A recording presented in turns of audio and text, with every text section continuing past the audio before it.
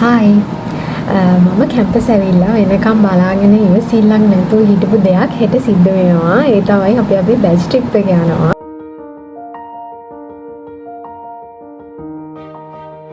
මම A-level කාලේ දැනන් හිටියා ලංකාවේ ඕනම කැම්පස් එකක ඕනම ෆැකල්ටි එක බැච් ට්‍රිප් එක විදිහට හන්තාන්න අගිනවා කියලා.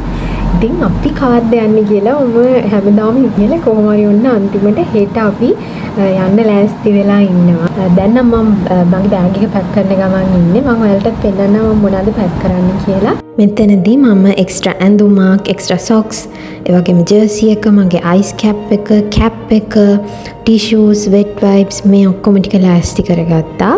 ඒ වගේමයි කූඩැල්ලන්ගෙන් ආරක්ෂා වෙන්න ඕන දේවලුත් මම ලෑස්ති කරගත්තා. ලුණු වතුර, සැනිටයිසර් වගේ දේවල්. දැන් ඉතින් ඔක්කොම හරි. දැන් තමයි මම බඩු ඔක්කොම ටික හස් කරලා ඉවරනේ. මම දැන් ටගල් නාන්නත් ඕනේ. නාලා දැන් නිදා ගන්නවා. මොකද පාන්දර 1 වෙද්දී අපි කැම්පස් එකේ ඉන්න ඕනේ. කලින් නැගිටින්න ඕනේ. ඒ නිසා මම දැන් නිදා ගන්න යනවා. ඉතින් ෆුල් ජර්නි එකත් මම උඹලත් එක්ක අනිවාර්යෙන් ෂෙයා කරන්නම්. ඊට පස්සේ මම 12ට නැගිටලා ටක් ගාලා ලෑස්ති වුණා. මොකද අපිව 12:45 වෙද්දී එක්කන් යන්න එනවා කියලා තිබ්බ නිසා. ලෑස්ති වෙලා අපි ටක් ගාලා කැම්පස් එකට ගියා. ඉතින් එතනදී අපිට මීටින් එකක් තියලා අපේ ගමන ගැන ඒ වගේම එක තැන්වල දින්න ඕනේ කොහොමද, යන්න ඕනේ කොහොමද, හැමදේ ගැනම දැනුවත් කරා. ඒ වගේම අපේ බැජ් එක බස් 3කට බෙදුවා. ඉතින් මේ තියෙන අපේ බස් එක දැන් කට්ටියම බස් වලට නැගලා අපි පාන්දර 3:30 අතර වගේ කැම්පස් එකෙන් යන්න පිටත් වුණා. ඊට පස්සේ අපි 6:30 අතර වගේ කාලෙදී පේරාදෙනියට ඇතුල් වුණා. මෙහෙනම් හරිම ලස්සනයි, ඒ වගේම හරිම කූල්, ඒ වගේම හරිම කාමින්. ඉතින් මම නම් ජර්සි එකත් ඇඳගත්ත මේ වෙලාවෙදිම. මේ ඉතින් අපේ කට්ටිය නටනට එනවා. දැන් තමයි කට්ටිය ටික ටික හැරෙන්න පටන් ගත්තේ. මොකද අපි ගොඩ වෙලා නිදාගෙනම තමයි ආවේ. ටිකක් උදෙන් පිටත් වුණ නිසා. ඉතින් මෙතනින් අපි කෙලින්ම ගියේ පේරාදෙණිය යුනිවර්සිටි එකට. මේ පේරාදෙණිය යුනිවර්සිටි එකේ ඉංජිනේරින් ෆැකල්ටි එක. මෙතන තමයි අපි බස් වලින් බැස්සේ.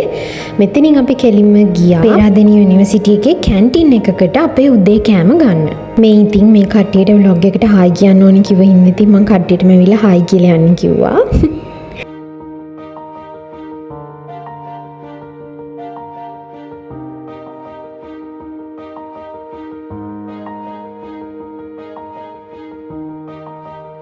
ඉතින් මෙතනින් අපි අක්බාර් පාලම හරහා පේරාදෙණිය යුනිවර්සිටි එකේ අපි කෑම ගන්න ඕන කැන්ටින් එක ළඟට ගියා. මං හිතන්නේ මම හරියට නම කිව්වා මේ පාලමේ. මෙතන තමයි මහවැලි ගඟ පේන්නේ. මෙතන හරිම ලස්සනයි. ඇත්තටම වීඩියෝස් වල පේනවටත් වඩා ඇත්තටම බලද්දි හරිම ලස්සනයි. අපි මෙතන ඉතින් ලස්සන ෆොටෝස් ගොඩාක් ගත්තා. මේ පේන්නේ පේරාදෙණිය යුනිවර්සිටි එකේම කොටසක්. ඔන්න ඉතින් අපි උදේ කෑම එක කන්න පටන් ගත්තා. මේ තියෙන අපේ උදේ කෑම එක මම නම් ඉතින් ලස්සන view එකක් ඉස්සරහා හිටගෙන මගේ උදේ කෑම එක කෑවා. මෙතනදීත් අපිට අපේ ගයිඩ්ස්ලා මීටින් එකක් අරගෙන අපිට එක තැන්වලදී හම්බෙන දේවල් මොනවද, ඒ තැන්වලදී යන්න ඕනේ කොහොමද කියන එක ගැන ගොඩාක් දේවල් දැනුවත් කරා. ඊට පස්සේ අපි හෙඩ් එක සහ ටේල් එක විදිහට බෙදිලා අපේ ගමන යන්න පටන් ගත්තා. ඉතින් තාම අපි පේරාදෙණිය යුනිවර්සිටි එකේ ඇතුලේ ඉන්නේ. ඇතුලෙන් තමයි අපි ගමන පටන් ගත්තේ. ඉතින් පේරාදෙණිය යුනිවර්සිටි එක නම් හරිම ලස්සනයි, ඒ වගේම හරිම ලොකුයි. ඔයාලට තේරෙනවද මේ ගහ කොහොමද තියෙන්නේ කියලා? ඉතින් මේ පේරාදෙණිය යුනිවර්සිටි එකේ කිරිහල ළඟින් අපි කවුන්ට් එකක් අරගෙන යන්න පටන් ගත්තේ. ඉතින් අපි ගමන යන අතරතුර මේ වගේ ලස්සන තැන් දකින්න හම්බුණා වගේම තමයි ඉතින් මෙන්න මේ වගේ නගින්නේ කොහොමද කියලා හිතා ගන්න බැරි තැනුත් තිබුණා. විශේෂයෙන්ම තෑන්ක් කරන්න ඕන අපේ බැජ් එකේ බොයිස්ලාට. මොකද සමහර තැන් ඇත්තටම පහු කරන්න හරි අමාරුයි. ඉතින් ඒ වගේ තැන්වල ඒගොල්ලන්ගේ උදව්ව ඇතුව තමයි අපි මේ ගමන ගියේ. ඒ නිසා අනිවාර්යෙන්ම ඒගොල්ලන්ට ස්පෙෂලි තෑන්ක් කරන්න ඕනේ. ඉතින් මෙතන තමයි අපේ ෆස්ට් ස්ටොප් එක, හන්තාන ලොජ්. මෙතන ඉතින් මෙයාලා මේ රස කර ග්ලූකෝස් කනවා. මෙතන වොෂ්රූම් යන්න, ඒ වගේම වතුර පුරව ගන්න තැනක් තියෙනවා. අපි ඉතින් මෙතන චුට්ටක් වෙලා රෙස්ට් කරලා අපේ වතුර බෝතල් ඔක්කොම ටික පුරව ගත්තා. මොකද අපිට ආයෙ වතුර පුරව ගන්න තැනක් හම්බෙන්නේ නැති නිසා. ඉතින් මෙතනටත් හරීම ලස්සන වීව් එකක් තිබුණේ. ඉතින් ඔය ලස්සන බලවල අපි ආයෙම අපේ ගමන පටන් ගත්තා. ඊළඟට අපි ඇතුල් වුණේ පයිනස් කැලේට. මෙතන මේ තියෙන ලොකු තනකොළ ගස්වලට නම් අත කැපෙනවා. ඉතින් මේ හරියෙන් යද්දී අත් කවර් කරගෙන යනවා නම් ගොඩක් හොඳයි. පයිනස් කැලේදී තමයි ඉතින් අපි අවාසනාවන්ත ලෙස පළමු වරට වැස්සට මුහුණ දුන්නේ. දැන් නම් මේ හරිය හරීම ලස්සනට පේනවා. මෙතන හරීම ලස්සනයි. හැබැයි මම පෙන්නන්නම් ඔයාලට වැස්ස පටන් ගත්තයින් පස්සේ මේ අවට අපිට කොහොමද පෙනුනේ කියලා. හරියටම කියනවා නම් හොරර් ෆිල්ම් එකක ලුක් එකක් තමයි තිබුණේ. මොකද මේ හැම පැත්තම මීදුමෙන් වැහිලා ගිහින් හොඳටම කළුවර වුණා. මෙන්න බලන්නකෝ මම මාර බයේ හිටියේ මෙන්න මේ තනකොළ ගොඩ ඇතුලින් කොයින් හරි දිවියෙක් මතුවේයි කියලා.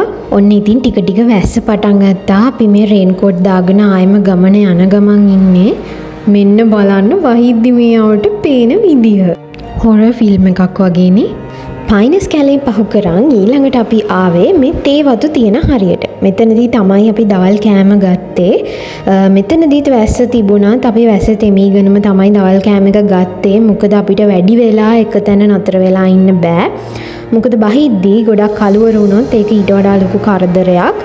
ඒ නිසා ඉතින් අපි ටක් ටක් ගාලා කෑම කාලා ටිකක් රෙස්ට් කරලා ෆොටෝස් එහෙමත් අරගෙන අපි ආයෙම ගමන පටන් ගත්තා. මෙතනින් එහාට තමයි අපි මේ ජර්නි එකේ ටිකක් භයානක පාර්ට් එකකට ඇතුල් වෙන්නේ. ඒ තමයි බඹර කැලේ. ඉතින් එතනදී නම් අපේ ගයිඩ්ස්ලා අපිට කිව්වා පුළුවන් තරම් අඩි තියෙන සද්ද පවා හරිම අඩුවෙන් ඇහෙන විදියට අඩි තියන්න. ළඟ ඉන්න කෙනා එක්කවත් කතා කරන්න යන්න එපා. මොකද බඹරු ඇවිස්සුනොත් එතන ඊටත් වඩා ලොකු කරදරයක් ඇති වෙන හින්දා. මේ ඉතින් අපි වැස්සෙදිම මේ ගමන යන ගමන් ඉන්නේ. මමත් ඉතින් ජර්සි රේන්කෝට් දාගෙන පිටිසක්වල ජීවියෙක් වගේ ওই විදියට තමයි ගියේ.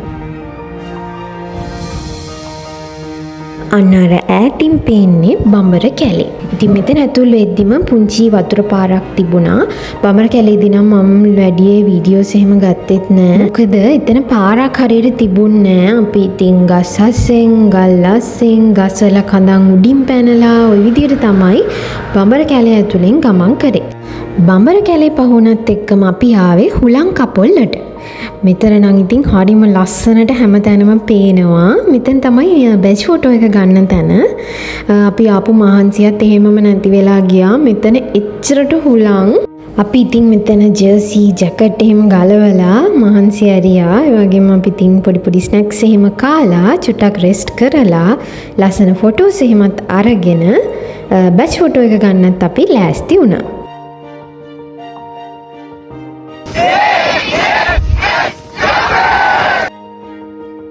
ෆොටෝ එක ගත්තයින් පස්සෙත් අපි ඉතින් මෙතන චුට්ටක් කැරකි ලස්සන බල හිටියා. අන්න අර ඈතින් පේන සඳගිරි සෑය ළඟට තමයි අපි කන්ද බැහැලා එකතු වෙන්නේ. එතන තමයි අපේ ගමනේ එන්ඩ් එක. ඉතින් අපි පහු කරන් ආපු පයිනස් කැලේ හැම මෙතනට හරිම ලස්සනට පේනවා.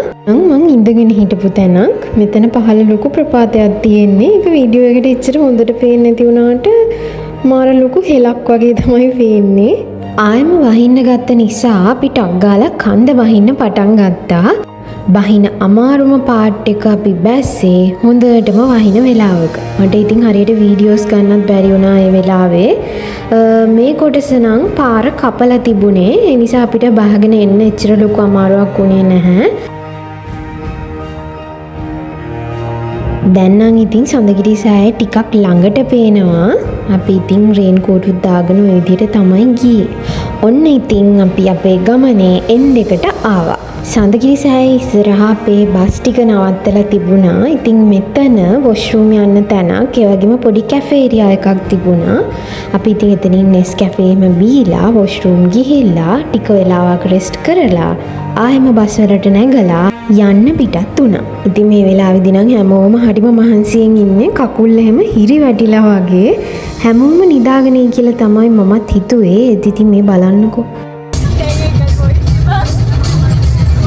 රෑ 12 වගේ වෙද්දී අපි කැම්පස් එකට ඇවිල්ලා බෝඩින් වලට යන්න පිටත් වුණා. අපි බෝඩින් වලට යනවා. දාපන් ඉතින් අපි අතෝකට පොඩ්ඩක්. කො එන්න මෙයාලා තමයි ඇරලා. හලෝ යාළුවනේ. අද තමයි අපේ හන්දා ට්‍රිප් එක දෙන්න ඉවරයි. මේ දැන් ආයි ගන්න. ඕකේ. යාළුවනේ අපි හන්තාන ගිහපු ට්‍රිප් එක ඉවරයි. දැන් තියෙන්නේ අමාරුම කාර්යය මේගොල්ලෝ හන්තාන ගියට වඩා බෝඩින් වල දාන එක. එහෙනම් අපි ගියා. days of මොකද?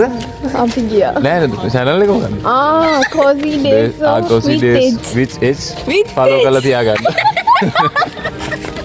ඔය විදිහට පිස්සු කර කර ඉතින් අපි බෝඩින් වලට ගිහිල්ලා මං නම් හොඳට නිදාගත්තා.